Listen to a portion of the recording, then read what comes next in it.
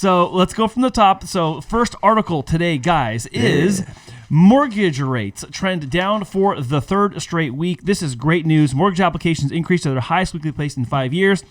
Now, the theory here is that October inflation, the inflation report drove down the yield on the 10-year Treasury. It's partly that. There's some other things going on. I don't want to go get too far down the nerd trail. But look, mortgage rates went down. This is the third consecutive week in a row. That last week they went down. What are you guys seeing? What's happening? Yeah, let's keep going. All the thumbs up, right? Keep thumbs up. I mean, finally, usually it was like, this time around we have more thumbs up, which is not bad. No, so I feel it's pressure on the Fed coming up December. They're in the hot seat, and we're going to see what decisions they make based off this information that came off. But just right here in the article, it says investors priced in a 99.7% chance that the Fed will hold interest rates steady in December, according to CME Group's FedWatch tool. So, I'm excited to see. I feel that they are going to halt just because of everything that's coming out that we just saw these past few weeks. So I'm definitely on the boat of saying that they're going to stay where they're at, which is different from my last answer last week. So hey guys, there's a correction.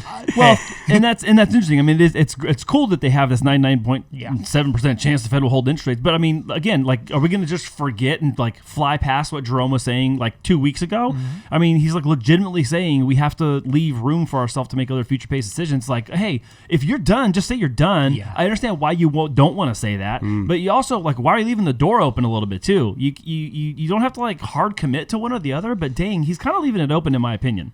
And this is just a case that everything changes so rapidly. Yeah. It's that volatile. Little things like the jobless claims report, we're noticing that came higher than anticipated, though. So those things, regardless if we think inflation is going down, when that's going, it's like, hey, less affordability, less people to go in there. So this is going to cause a domino effect in other things. And I think you're right, because so this being the third week in a row that mortgage rates were in, let's say, trending downwards. Yeah. You saw an increase in applications, which we'll get to. So park that for a second.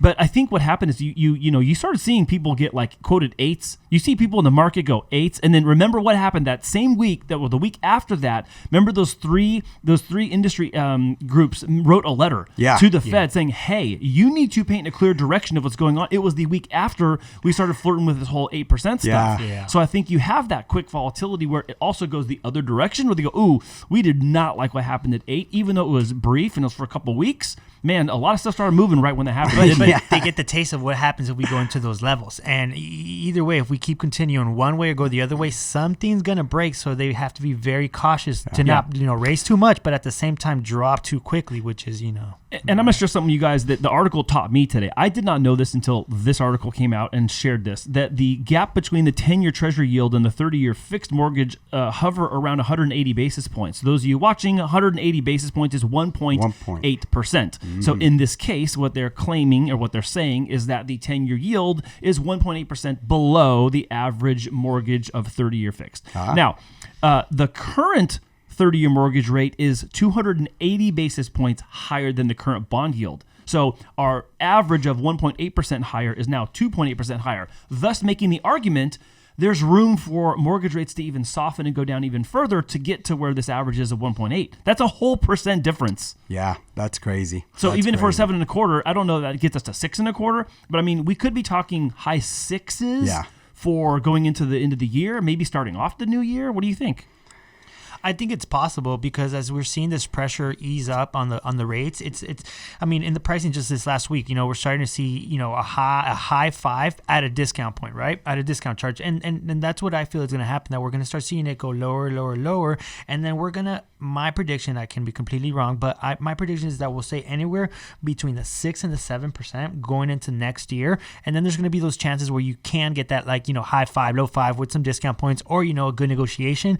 But I think that's going to be the healthy median where we need to stay at, because if we go down to the 5 to the 4s too quickly, we just go back into the hamster wheel and the same problem happens again. So it's like, like you said, they have to hold firm, and I feel that's what they're going to do because of the fact that, we don't want to break anything either way. Yeah, that's crazy. And don't get it wrong. Like, we would love to give people rates in the 5s. We would love to get them sub 5. But, there's also a consequence of that in the market. Things change when that happens. You think you hate home prices now? What if rates all of a sudden go down to 4% again? Home prices are going to go bang right back up again. I mean, and this is kind of part of what I think Lawrence Young's trying to allude to. When he's talking about the future, we're going to get to that. But, I think the 6 to 7% range is where we're going to be. Is in the horizon. And we're probably going to be here through the rest of this year and into 2024, at least for the first several months. And again, I'm also like asterisk disclaimering everything. Like, that's why we're 12 months from the next election.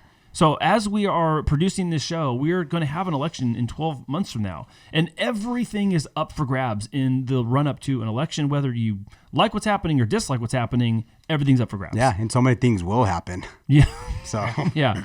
Here's one of the other things that I did like was mortgage applications increased for the past 2 straight weeks, thanks to the continued decline in mortgage rates. I mean, I'm telling you, we saw a decline, but it wasn't like, whoa. It just felt good because we were not used to seeing that whoa. Right? It did. I remember emailing you guys super early in the morning. Hey guys, another one. Hey guys, another good day.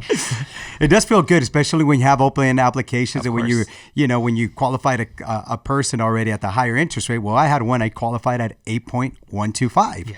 And then I revisit that conversation yesterday because we're always having to just reanalyze when rates go down, we want to reanalyze what they could afford. So we went down to 7.5. Wow. Right? On an $870,000 home purchase with 5% down. We went from, that 8.125 down to 7.5, and that was $300 and some difference in payment. And that every month. That's almost $4,000 a month, $4,000 a year, less. That drastically can influence somebody's decision whether they're, hey, I want to move forward, or hey, I don't think it's gonna make sense for me. And that's huge because right now, $50, even $100 sometimes will make you or break you, and it's very crucial. Well, that's almost a car payment, Brian. Exactly. That's crazy. Like now you can afford your car and your house. I want to point something out, and I think this is credit to Brian. And you did email us like, "Oh guys, look at the market; it's doing great today." Yeah. Now you guys both locked loans that day, exactly. And the following day, the market took a dump on our rates, and they actually got worse for that day, and they got better the next day. But this is the reason I'm bringing this up is for context of our conversation. Yeah. It's important to know what the market's doing all the time. And it's important to be connected to the market while it's open and it's trading, so that when the market does go in your favor and you can lock something at 7.5 from 8 1/8, or even if it was 7.75 down to 7.5 in that trading session, that's a huge savings to your client long term. And knowing when to lock is critical. And this is where experience, number of transactions, volume, proximity to the market, and all that really, really helps and aids people out. Absolutely. Yeah. I mean, you can't predict the future, so you can only assure yourself on what the present data is. And I feel that, thankfully for the tools that we have, we pay attention to the market very closely, and we're able to make those decisions for our clients and save them thousands of dollars in these cases. We're setting them up for success. 100%. It's definitely something we do. And I remember, many, many years ago when I was still originating loans, I had a conversation with somebody, and we were really having a hard time trying to decide when to lock. I was like, I'm not going to decide for you. Here's my advice and here's my suggestion. You should lock today. Yeah. Well, yeah, but what if rates go lower tomorrow? I said, that's actually the wrong question. I said, would you like to lock your rate today and see it go lower tomorrow and be mad at me about that? Or would you like to float today and see the rate go higher tomorrow and be mad about that? And he's all, lock the loan. Yep. I love that one. Hey, just leave it on them. What do you want to be mad at? You can be mad at something. And you do have to make a choice. I mean, it's eventually either going to be in your favor or it's not. You can regret it one way or another. And honestly, the regret watching it go down an eighth the next day is better than watching it go up a quarter the next. Yeah, believe me. So, I like to revisit that. That the loan applications were high, but what people don't say, we're still at a 40-year low. Yeah. Yes. You know what I mean? So it's like, let's not get so excited. Rates are still high. Affordability is still a real thing. That's still the biggest issue. Yeah, affordability is still a real thing. And again, I'm going to make the argument in transition to the next article, not the argument, but I guess state the case that we're going to see more mortgage applications. The house equity is going to be the ATM moving forward. Yes. Especially with people encounter more uncertainty.